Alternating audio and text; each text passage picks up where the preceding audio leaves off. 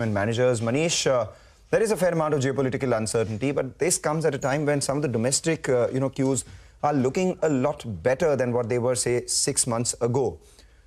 Would you, look at deploying more capital in the same old names, or are there any other fresh themes that have opened up for you after the correction that we've seen? So now we are in an AI environment, and I think natural resources is one area which is likely to benefit in an AI environment, and anything to do with, let's say, critical minerals, energy, power, power transmission. These are some of the areas where incremental capital would be looked into for deployment. Okay. Anything else? Manish, we were just chatting with Samir, and he was also saying that, there's no point looking at day to day in the times of these skirmishes. He will actually use this opportunity today as a buying opportunity, the dip today. So would you be looking, at deploying the cash that you'll have on the books on a day like today?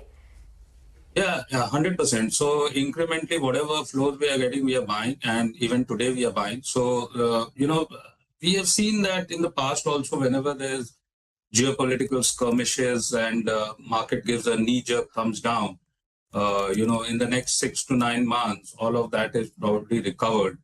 The base case scenario currently is that this is not going to last too long, whatever escalation has happened, because that would be reflected in the oil prices. And of course, we don't know whether it's going to last. But today, the consensus opinion is that, this is going to end sooner than later. We have got to keep an eye on oil, and we have 74 days of reserves, petroleum reserves. So incrementally, markets have been reeling under negative news flows for quite some time. And, fundamentals warrant that any level between 24 and 24,500 is par the course as far as the bottom in the markets are concerned.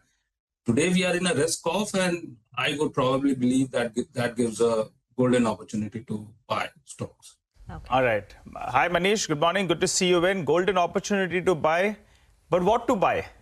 Manish, name a couple of stocks, something that y'all are interested on. A few sectors are getting pummeled right now, whether you're looking at aviation stocks, some of the travel and leisure related names, paint stocks are getting hit. But, hopefully things ease out from here on. Any of these are finding, those interest from you, or maybe the defense names. They've bounced up in the last 1 month or so, but they're still far cry away from the 52-week highs.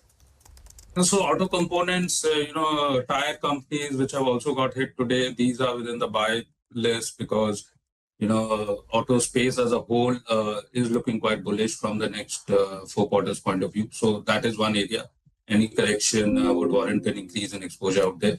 The financial names, insurance included, would be on our buy list. The pharma, healthcare names would be on our buy list. Select consumer discretionary, example, durables, commercial vehicles, power transmission, select defense, of course, would be on the radar now that valuations would look more palatable. So these are some of the areas which look interesting. Of course, in an AI environment, what do you do with IT stocks, wanting to keep an underweight stance? Not that we have made it zero, but clearly an underweight stance because multiples are getting corrected. So this is how we are placed currently. What about financials? Everyone's overweight on them. It's not necessarily an international exposure, purely domestic. Do you think there is still an opportunity out there? And in that, PSUs, private sector banks, how do you go about it? See, I think the PSUs are better placed because valuations are lower than private sector banks, and they have a decent exposure both to the retail credit as well as corporate credit. Corporate private capex is looking up. And I think if you see the numbers, the NPAs, the credit cost, the operating leverage, all of that seems to be pointing slightly on the better side vis-a-vis private sector banks. We have an exposure to both private and public. But I think I'm leaning more towards more positive return from the public sector space as opposed to the private sector space. Manish, do you think there will, you said the base case is that it's status quo, there is no long-lasting disruption, things get resolved. But do you think as the situation resolves, there could be some more long-lasting damage which influences investment opportunity? Maybe it's a low probability event, but do you think there could be any, major changes in the economic landscape because of what's happened? I don't think so. In the current setup of things, if things were to get normalized, emerging market as a basket would be positive looked upon. And in that bracket, since India has not performed over the last 15, 18 months, I think incremental flows would be looking to come to India. Valuations are conducive, domestic macros are okay, earnings growth is par the course, outlook looks okay.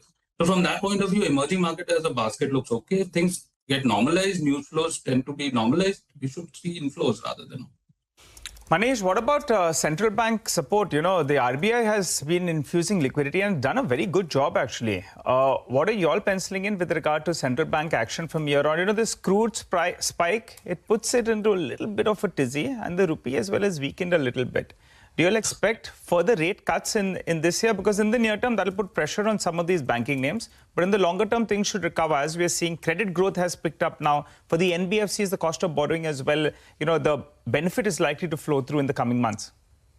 Yeah, interest rates would have a bearing not only in India, but globally. And of course, if this war was to last longer, it would pressurize oil prices. Would lift interest rates because, there's going to be inflationary pressure. Right now, inflation is under control. As for now, we are building in status quo, no cuts in rates, given that we've already seen front loading of rate cuts, and it would be a wait and watch situation. I think this would basically apply globally and not only pertaining to India, but even without that, I think liquidity is okay, and that's not too much of a concern. So all in all, not too positive or negative about rates at the moment. As the situation evolves, we'll pencil it, but as of now, status quo. You spoke about how critical minerals, etc., on account of AI. Can you give some more color on the way to approach it from an investment point of view? What should we look at?